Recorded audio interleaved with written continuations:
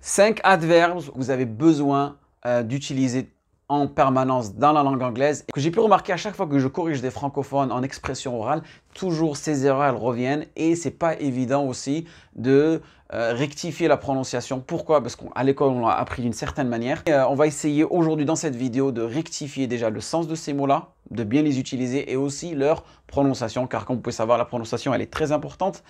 Vous pouvez connaître le mot, sa signification, comment l'utiliser, mais si vous ne savez pas le prononcer, ben, ça risque d'être un problème. Si c'est la première fois que tu te retrouves sur cette vidéo, n'hésite pas à t'abonner à la chaîne et à activer la cloche pour recevoir toutes les notifications et faire un petit like. Je me présente, je suis Hamid, je suis le fondateur de la chaîne Anglais Révolution, une chaîne qui est faite pour vous les francophones, une chaîne qui est faite pour vous aider à comprendre et à parler un anglais rapide, simple et efficace. Donc, j'ai recensé ces 5 adverbes, comme je vous ai dit.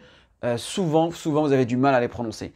Voilà, la plupart d'entre vous, vous allez lire together, together, d'accord? Donc là, il y a 2 erreurs. Une erreur ici, donc qui veut dire ensemble, d'accord? Let's work together, let's do it together. Ici et ici. Regardez, et en plus, pour vous faciliter, ce que j'ai fait, c'est tous ces mots-là, ils commencent avec les mêmes lettres, donc ça va être la lettre TO, TO, TO, comme vous pouvez voir. Parfait. Donc ici, TO, ici, ça ne se dit pas tout, c'est t, t. C'est vraiment court dans l'anglais américain. D'accord? T. Et là, l'accent tonique, il va être sur la 2e syllabe. D'accord? Donc, je vais vous mettre une petite flèche ici pour vous dire que l'intonation, elle monte. Together. Together. D'accord? Let's do it together. Répétez après moi. Let's do it together. Together. D'accord? Together. Et c'est pas together, c'est pas un D. The. D'accord? Together. Together. Parfait. Let's do it together, qui veut dire ensemble. Parfait. Très bien. Le deuxième mot qu'on utilise souvent pour parler de demain, donc là, il est évident, c'est pas tomorrow. Donc faites attention au R ici. Et faites attention au O ici. C'est tomorrow. Et l'accent tonique, regardez, il va être sur cette syllabe-là. D'accord? Sur le MO ici. Tomorrow. Tomorrow. Parfait? Tomorrow. OK? I'll see you tomorrow. Je te vois demain. I'll see you tomorrow. Tomorrow. Parfait. Ensuite, deuxième mot qu'on utilise souvent. I'll speak to you tonight. I'll speak to you. Je te parlerai ce soir.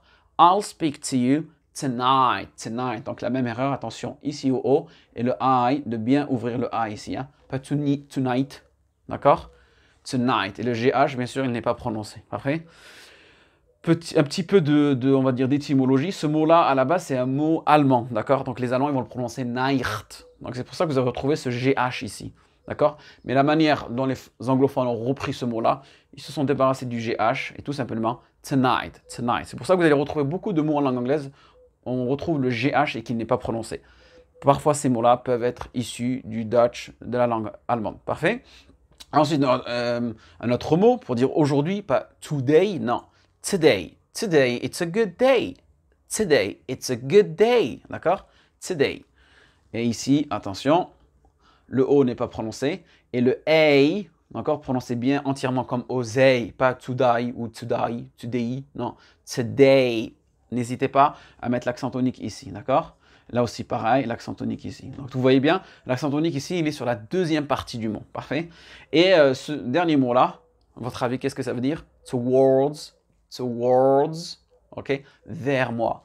Vers lui. D'accord? Par exemple, we are going towards a war. Towards a war. On est en train de se diriger vers une guerre, vers une crise, vers une catastrophe. Towards a crisis. Towards a catastrophe. D'accord? Toward. Donc ici, le TO, il est super court. Et le words, tout simplement, l'accent tonique se retrouve ici. Parfait?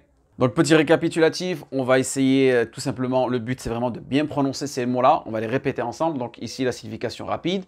Together, ensemble. Let's do it together. Répétez après moi.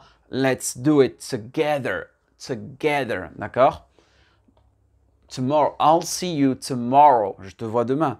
I'll see you tomorrow. I'll see you tomorrow. Tomorrow. N'hésitez pas de répéter après moi. Hein. Faites pause et pratiquez. Let's meet up tonight. On se rencontre ce soir? Let's meet up tonight. Let's meet up tonight. Tonight. Parfait. Today. Oh, do you prefer to meet up today? Do you prefer to meet up today? Do you prefer to meet up today? Today, d'accord? Et toward. We are going towards a war. We are going towards a war. On est en train de se diriger vers une guerre. We are going toward an international war. OK? Parfait? Donc, toward qui veut dire vers. Parfait? Donc, voilà, petit récapitulatif. Comme je vous ai dit, le to devient te. L'accent tonique se fait sur la deuxième partie du mot. N'hésitez pas à vous abonner à la chaîne, à liker la chaîne, à faire un petit tour dans la description. Vous pouvez télécharger votre PDF gratuit. Vous pouvez aussi rejoindre la formation Anglais Révolution. Le lien est en bas. Je vous dis have a good day, stay in touch, and thanks for your time. Bye bye. You can never speak a language by just studying it. No matter how much you study, don't learn a language, live a language. Make language learning part of your life.